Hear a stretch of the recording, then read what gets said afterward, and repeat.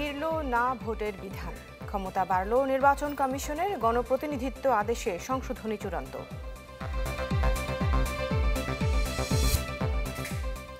কঠিন হতে যাচ্ছে সামনের পথ, তারেক রহমানের সতর্কবার্তা, সংস্কার না হলে ভোটে যাবে না এনসিপি। এবার তরুণ ভোটারদের জন্য থাকছে আলাদা বুথ, কাকে রায় দেবেন এখনও সিদ্ধান্ত নেননি 48% ভোটার। রাজধানীর মৌচাকে প্রাইভেট কারে 2 মরদেহ, জেনেভা ক্যাম্পের সংঘর্ষে প্রাণহানিতে সেনাবাহিনীর অভিযান।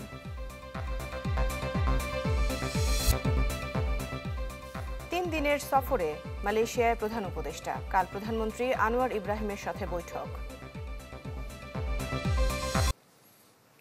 আগামী নির্বাচনে ফিরছে না ভোট, গণপ্রতিনিধিত্ব আদেশ আরপিও সংস্কারের চূড়ান্ত সুপারিশে এমন বিধান রেখেছে নির্বাচন কমিশন। একই সাথে বিলুপ্ত করা হয়েছে ইভিএম পদ্ধতি। আর অনিয়ম পেলে বাতিল করা যাবে পুরো আসনে নির্বাচন, সমান ভোট হলে লটারি হবে না। এছাড়া গণমাধ্যম কর্মীরা ভোট গণনার সময় উপস্থিত থাকবেন, এমন অনেক বিধান আনা হয়েছে গণপ্রতিনিধিত্ব আদেশে।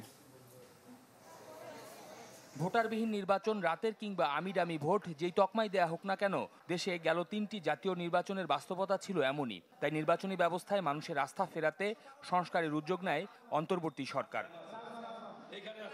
সংস্কার কমিশনের প্রাপ্ত সুপারিশ এবং বিভিন্ন পক্ষের সাথে আলোচনা করে নির্বাচন পরিচালনার জন্য সাংবিধানিক যে শক্তি নির্বাচন কমিশনের, তা হল গণপ্রতিনিধিত্ব আইন বা আরপিও। সোমবার এ নিয়ে কমিশনে দিনব্যাপী বৈঠক শেষে জানানো হয়, আসছে নির্বাচনে থাকছে না ভোটের বিধান। নিয়োগ করা হবে 3 বাহিনী সহ কোস্ট গার্ড। এছাড়া জোটবদ্ধ নির্বাচন করলেও প্রার্থীদের নিজ দলের প্রতীক ব্যবহার করতে হবে। ভোট গণনার সময় সাংবাদিকদের উপস্থিতি, ভোট সমান হলে লটারি না করে পুনরায় নির্বাচনের বিধান এবং অনিয়ম হলে পুরো আসনের ভোট বাতিলের ক্ষমতা থাকছে নির্বাচন কমিশনের কাছে। আগে লটারির মাধ্যমে যে বিধান ছিল যে ভোটের সংখ্যা 2 জন প্রার্থীর মধ্যে যদি সমান হয়ে যায়, তাহলে লটারির মাধ্যমে প্রার্থী নির্বাচনের যে বিধান ছিল, কমিশন সেটা থেকে সরে এসে বলছে না, এটা এই ক্ষেত্রে পুনর্নির্বাচন অনুষ্ঠিত হবে। নির্বাচন কমিশনার জানান, কোনো দলের কার্যক্রম নিষিদ্ধ হলে বাতিল হবে নিবন্ধনও। কি কারণে সংশোধনী আনা হচ্ছে তাও ব্যাখ্যা দেন আবুল ফজল মোহাম্মদ সানাউল্লাহ। আওয়ামী লীগের ব্যাপারে আলাদাভাবে কোনো রাজনৈতিক দলকে আমরা টার্গেট করে কোনো সিদ্ধান্ত নেই। আমরা সাম্প্রতিক বাস্তবতায় দেখেছি যে রাজনৈতিক দল নিষিদ্ধ না হলেও কার্যক্রম নিষিদ্ধ হয়, সেই ক্ষেত্রে আমরা স্থগিত করছি এবং এটা আইনের আওতায় ঠিক আছে যে আপনি একটা রাজনৈতিক দলকে নিবন্ধন বাতিল করতে পারলে তার চেয়ে অপেক্ষাকৃত ছোট প্রভিশন আপনি অবশ্যই এক্সারসাইজ করতে পারেন। জানান, সংশোধনীগুলো পাশের জন্য আগামী সপ্তাহে পাঠানো হবে আইন মন্ত্রণালয়ে, তারপর তা জারি হবে অধ্যাদেশ আকারে। না, এটা সংস্কার কমিশনেরও প্রস্তাব ছিল। আমরা এখানে উৎসাহিত নিরুৎসাহিত করার কিছু না, এটা রাজনৈতিক ফ্রিডম। শফিকুল ইসলাম সবুজ, চ্যানেল 24, ঢাকা। মানুষের ভোটের অধিকার নষ্ট করতে ষড়যন্ত্র শুরু হয়েছে বলে মন্তব্য করেছেন বিএনপির ভারপ্রাপ্ত চেয়ারম্যান তারেক রহমান। নওগাঁ জেলা বিএনপির দ্বিবার্ষিক সম্মেলনে তিনি বলেন, কোটি মানুষের প্রথম এবং শেষ আশ্রয়স্থল বিএনপি। ঐক্যবদ্ধ থাকলে কোনো ষড়যন্ত্রই কাজে আসবে না বলেও মনে করেন বিএনপির ভারপ্রাপ্ত চেয়ারম্যান। জুলাই সনদ কার্যকর, বিচার ও সংবিধান সংস্কার না হলে নির্বাচনে অংশ নেবে না জাতীয় নাগরিক পার্টি এনসিপি। রাতে রাজধানীর বাংলা মোটরে দলীয় কার্যালয়ে এই কথা জানিয়েছেন দলটির সদস্য সচিব আক্তার হোসেন। তবে নির্বাচনে অংশ নিলে জোটের সম্ভাবনা রয়েছে বলেও জানান তিনি। বলেন, জুলাই সনদের আইনি ভিত্তি দিয়ে তারপর সেই আঙ্গিকে নির্বাচন করতে হবে। সরকার গ্রহণযোগ্য নির্বাচনের পরিবেশ নিশ্চিত করতে পারবে কিনা তা নিয়েও সংশয়ের কথা জানান আক্তার। ভোটে ইভিএম বাতিল ও না ভোটের সিদ্ধান্তকে ইতিবাচক বলেও মনে করেন এনসিপির এই নেতা।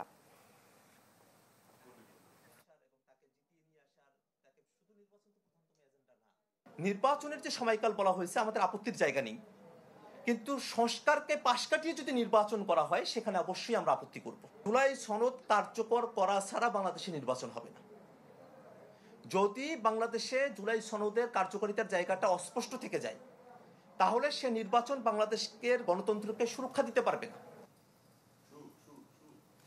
মার্কিন যুক্তরাষ্ট্রের ভারপ্রাপ্ত রাষ্ট্রদূত টেসি অ্যান জ্যাকবসনের সাথে তার বাসভবনে বৈঠক করেছে জাতীয় নাগরিক পার্টি এনসিপির প্রতিনিধি দল। বৈঠকে এনসিপির পক্ষ থেকে উপস্থিত ছিলেন আহ্বায়ক নাহিদ ইসলাম, সদস্য সচিব আখতার হোসেন, সিনিয়র যুগ্ম সদস্য সচিব ডাক্তার তাসনিম জারা এবং যুগ্ম সদস্য সচিব আলাউদ্দিন মোহাম্মদ, যেখানে মার্কিন দূতাবাসের অন্যান্য শীর্ষ কর্মকর্তারা উপস্থিত ছিলেন। আলোচনায় পারস্পরিক স্বার্থ সংশ্লিষ্ট বিষয়, বাংলাদেশের সাম্প্রতিক পরিস্থিতি, সংস্কারের রূপরেখা, গণতান্ত্রিক প্রক্রিয়া, আসন্ন জাতীয় নির্বাচন এবং দ্বিপাক্ষিক সম্পর্ক জোরদারের সম্ভাবনা নিয়ে মতবিনিময় হয়।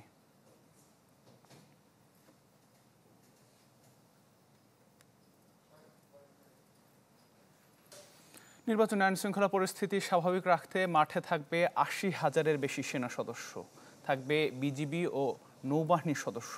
একথা জানিয়েছেন স্বরাষ্ট্র উপদেষ্টা জাহাঙ্গীর আলম চৌধুরী। বলেন, বর্তমান আইনশৃঙ্খলা পরিস্থিতিতেই সুষ্ঠু নির্বাচন সম্ভব।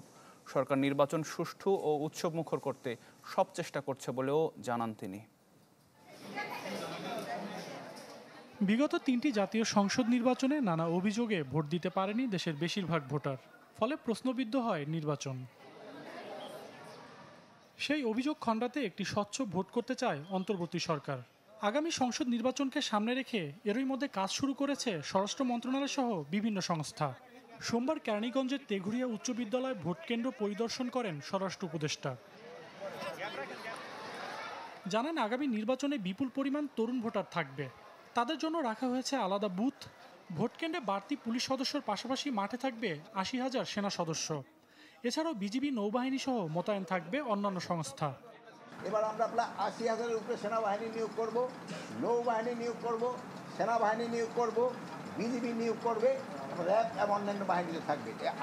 আইন শৃঙ্খলা বাহিনী পর্যাপ্ত পরিমাণ থাকবে।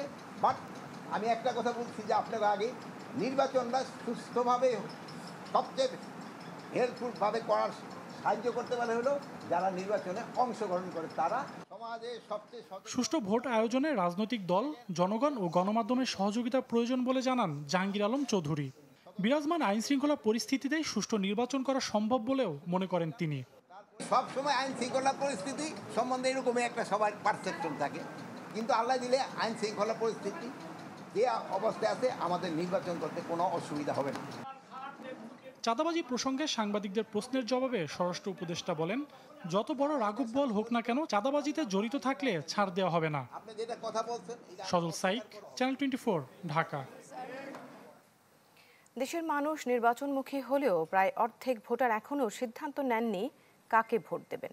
তবে বেশিরভাগ মানুষের ধারণা আগামী নির্বাচন সুষ্ঠু হবে। BRAC institute of governance and development, BIGD ও ভয়েস ফর রিফর্মের যৌথ জরিপে এই চিত্র উঠে এসেছে। জরিপে অংশ নেয়া ৮০% মানুষ মব সহিংসতা নিয়ে উৎকণ্ঠায়।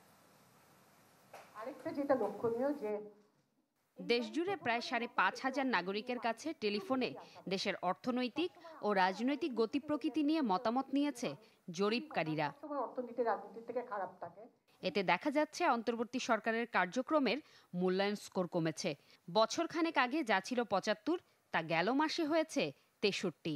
আর দেশের রাজনৈতিক ভবিষ্যৎ নিয়ে মানুষের আশাবাদও ক্রমশ নিম্নমুখী হওয়ার প্রবণতা দেখা গেছে।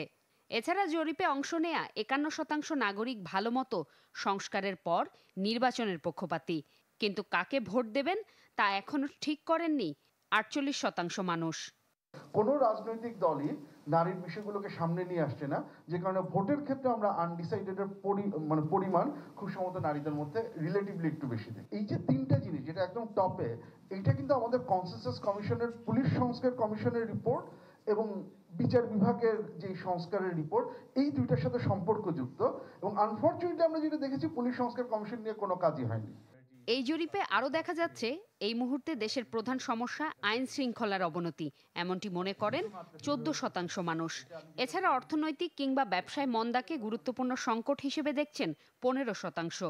আর নির্বাচিত সরকার না থাকাকে ১৮% মানুষ সমস্যা হিসেবে দেখছেন। তবে জরিপের উত্তরদাতাদের ৮০%ই মব সহিংসতা নিয়ে দুশ্চিন্তায় আছেন। এই প্রথমবারের মতো আমরা দেখলাম যে রাজনীতি অর্থনীতিকে ছাপিয়ে গেছে। নির্বাচন হয়, নির্বাচনের পরে সরকার যদি আইনের শাসন মেনে চলে তাহলে মব ভায়োলেন্স আমার ধারণা ভালোভাবে ডিক্লাইন করবে, আদারওয়াইজ করবে না। এই জরিপ অনুযায়ী জুলাই আন্দোলনের ভূমিকা তরুণদের রাজনৈতিক দলকে টিকে থাকতে সাহায্য করবে, কিন্তু রাজনৈতিক অনভিজ্ঞতা ও যোগ্য নেতৃত্বের অভাব দলটির প্রধান দুর্বলতা হিসেবে দেখছেন জরিপে অংশগ্রহণকারীরা। জোমাতুল বিদা, চ্যানেল 24, ঢাকা। রাজধানীর মৌচাকে ডাক্তার সিরাজুল ইসলাম মেডিকেলের বেসমেন্টে একটি প্রাইভেট কারে মিলল 2 যুবকের মরদেহ। প্রাথমিকভাবে তাদের পরিচয় পাওয়া গেছে। তাদের একজনের নাম জাকির হোসেন আর অন্যজন মিজান। মৃত্যুর কারণ উদ্ঘাটনে কাজ করছে পুলিশ সহ একাধিক তদন্ত সংস্থা। 10 আগস্ট রোববার ভোর 5:40 doctor Sirajul Islam medical college ও হাসপাতালের বেজমেন্ট 2-তে ঢুকছে প্রাইভেট কার। এই সময় গাড়িটির ভেতরে ছিলেন গাড়ির মালিক সৌরভ, চালক জাকির ও সঙ্গী মিজান। এক পর্যায়ে গাড়ি পার্ক করে বেরিয়ে যান মালিক সৌরভ। দীর্ঘক্ষণ একই জায়গায় দাঁড়িয়ে থাকা গাড়িটি নজরে আসে নিরাপত্তা কর্মীদের। তারপর দিন সোমবার বেলা 11টার দিকে তালাবদ্ধ গাড়ির কাছে যেতেই পাওয়া যায় তীব্র দুর্গন্ধ। আমি যখন বেসমেন্টে যাই তখন দেখি গাড়ির ভিতরে 2টা লোক শোয়া। যখন গাড়ির দরজা টান দেই তখন দেখি দরজাটা খুলে গেছে। পরে ভিতরে ডাক দেই যে হ্যালো ভাই, হ্যালো প্লিজ। দেখি কোনো রেসপন্স পাই না। তখন আমি আমার কর্তৃপক্ষকে বলি যে স্যার, গাড়ির ভিতরে এরকম 2টা লোক পাওয়া গেছে, তারা তো কোনো কথাবার্তা বলতেছে না। খবর পেয়ে ঘটনাস্থলে আসে র্যাব, পুলিশ ও সিআইডি। লক ভেঙে গাড়ির ভিতর থেকে বের করা হয় দুজনের মরদেহ। পুলিশ আমাদেরকে জানিয়েছেন যে তাদের একজনের নাম হচ্ছে জাকির এবং আরেকজনের নাম হচ্ছে মিজান। সেই জাকির এবং মিজান তারা দুজনেই কিন্তু গাড়ির ভিতরে ছিল। গাড়িতে দুজনেই মারা যান। পুলিশ জানায় এটি পরিকল্পিত হত্যা নাকি অন্য কিছু তা জানা যাবে তদন্তের পর। দুইজনের মধ্যে একজন হচ্ছে এই প্রাইভেট কারের ড্রাইভার, নাম হচ্ছে জাকির। তার বাড়িও ওই নোয়াখালীর চাটকিলে। আর সাথে যেটা ছিল সেটাও জাকিরের মানে চাচাতো ভাই বা কাছের কেউ একই প্রতিবেশী হবে, তার নাম হচ্ছে মিজান। এখানে সিআইডি টিম আসছিল, তারা এটা ডিটেলস আলামত যা নেওয়ার দরকার, যেটা দেখার কথা তারা এটা নিয়ে গেছে। তাদের কাছ থেকেও আমরা একটা মতামত পাবো। মৌচাকের এই মেডিকেল বেজমেন্টে রহস্যজনক লাশ উদ্ধারের ঘটনায় এলাকায় চলছে নানা গুঞ্জন। সুলতান মাহমুদ আরিফ, চ্যানেল 24, ঢাকা।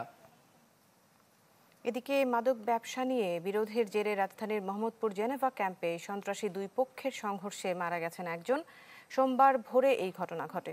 এ সময় বেশ কিছু ককটেল বিস্ফোরণ ঘটায় সন্ত্রাসীরা। পরে 2 জনকে অস্ত্রসহ গ্রেফতার করে পুলিশ। বারবার এমন সংঘর্ষ আর রক্তক্ষয়ী ঘটনায় থমথমে জেনেভা ক্যাম্প।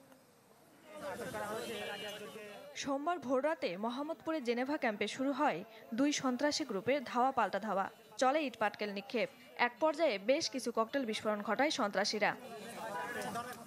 প্রত্যক্ষদর্শীরা জানান, স্থানীয় মাদক কারবারি বুনিয়া সোহেল ও পিচ্চি রাজার মধ্যে দীর্ঘদিনের বিরোধ নতুন করে উত্তেজনা ছড়ায় রোববার রাতে। সেই বিরোধের জেরে শুরু হয় কথা কাটাকাটি। এক পর্যায়ে প্রতিপক্ষ চাপাতি দিয়ে শাহ আলম নামের একজনের গলায় কোপ দেয়। এতে গুরুতর আহত শাহ আলমকে হাসপাতালে নেওয়া হলেও বাঁচানো যায়নি।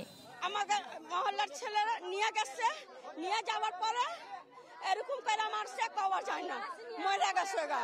ওই পুলাটা নাই, এখন মারা গেছে। এখন ওর বিচার আমরা চাই। এখন এরা সবাই মিলা ভাই, বিকি বুকি সব, বুঝছেন? এরা রাত্রে সারা দিন ঠিক থাকে, আধার রাগে রাতে ঢুকা জায়গা জায়গা কোপ মারে, দোকান লুটে। এদের কাজ হইলো এটা। ঘটনার পর 2 জনকে অস্ত্রসহ গ্রেপ্তার করেছে পুলিশ। মোহাম্মদপুর জোনের এডিসি বলছেন, সন্ত্রাসীদের মূলোৎপাটন করতে চান তারা। এটাই আজকে শোডাউনে এদের লাস্ট এবং আজকে এদের ফার্স্ট। এই গ্রুপ এখানে এর ইতিহাস শেষ হয়ে যাবে। এটা এমনভাবে আমরা এদের শিকড় সহ আমরা উচ্ছেদ করব, যাতে ইনশাল্লাহ আর ভবিষ্যতে এরা এখানে আসতে না পারে। এর আগে গেল শুক্রবার জুমা নামাজের পর একইভাবে জেনেভা ক্যাম্প এলাকায় ককটেল বিস্ফোরণ ঘটিয়েছিল সন্ত্রাসীরা। বারবার সংঘর্ষ আর রক্তক্ষয়ী ঘটনায় থমথমে Geneva camp. Tanzila Afsana, channel 24, Dhaka. মোহাম্মদপুরে জেনেভা ক্যাম্পে অভিযান চালিয়েছে যৌথ বাহিনীর সদস্যরা। এতে বেশ কয়েকজনকে আটক করেছে আইনশৃঙ্খলা বাহিনী। রাত 8টার দিকে এই অভিযান পরিচালনা করেন তারা। যাকে সন্দেহজনক মনে হচ্ছিল তাকেই তল্লাশি করে যৌথ বাহিনী। এই অভিযানে প্রায় 20 জনকে আটক করা হয়। উদ্ধার করা হয় হেলমেট, লাইফ জ্যাকেট সহ বেশ কিছু দেশীয় অস্ত্র। এদিকে এমন অভিযানে সন্তুষ্টি প্রকাশ করেন এলাকাবাসী, চান অব্যাহত থাকুক এমন অভিযান। এর আগে সকালে মাদক বেচাকেনাকে কেন্দ্র করে জেনেভা ক্যাম্পে 2 গ্রুপের সংঘর্ষের ঘটনা ঘটে। এতে নিহত হন 1 জন আর আহত 3 জন। এরপর থেকে অভিযান চালায় যৌথ বাহিনী। ছবিটা নিয়ে দেয়, কয়টা ছবি নিয়ে দেয়।